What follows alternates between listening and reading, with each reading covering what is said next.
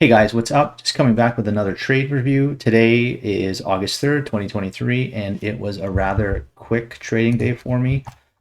I had a few on my watch list. You, Run, Chewy, and SQ was what I finalized by 9:15 this morning.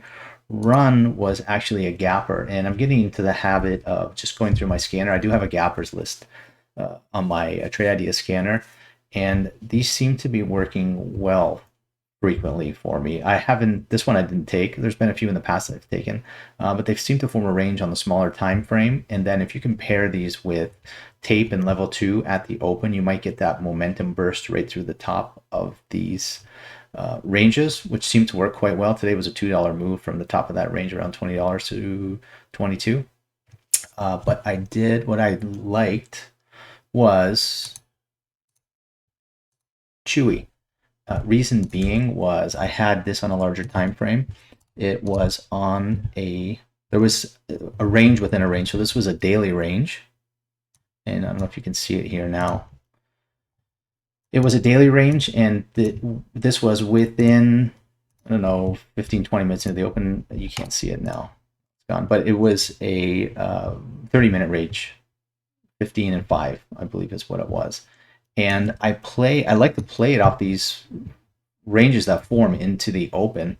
So what I like to do is wait to kind of see what the behavior is like at the open, obviously, and I'll try and pair it with level two and tape.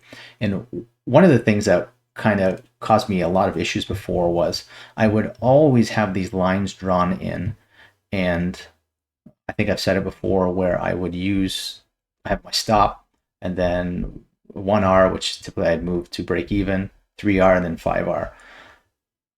I've missed so many trades waiting for this to retest my stop. And I mean, there's been so many that's gotten away from me. So what I've gotten to the habit of doing is just kind of see what that first candle does. Oops.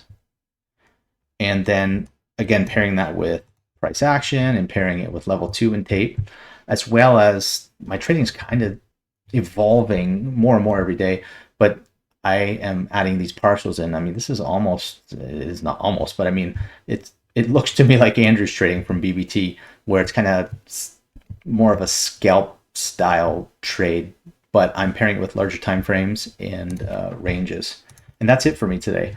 I do have younger kids, and I'm grateful that this allowed me to kind of break free within the first 15, 20 minutes. And my son's in a hockey game, so I was able to go and kind of watch him play. I know he's been asking me to come and watch him and see his progression. He's putting in a lot of hard work, and this is one of the advantages that I find with the freedom being a day trader. And I mean, I wouldn't change it for anything. So yeah, I had that. And then I came back to my computer. I had my weekly session with my performance coach, Wesley, whom I will be doing a BBT webinar with. I believe it's on August 16th, to be exact. I have to finalize the date, I believe, but I think it's August 16th. And he's been just a huge, huge change, not only in my trading, but in my personal life as well. And yeah, so this is all I took today. There's a few more I was tempted, but I am just going to call it a day. I will work on other things. I don't know if many of you know, I'm starting to do mentoring. I have a website. I'm starting to post on a regular basis on social, and everything seems to be coming together very nicely. Again, anybody has any questions, please leave a comment, drop me a DM, Twitter, IG, and I'd be more than happy to answer. Hope everybody had a great trading day, and I'll see you later. Peace.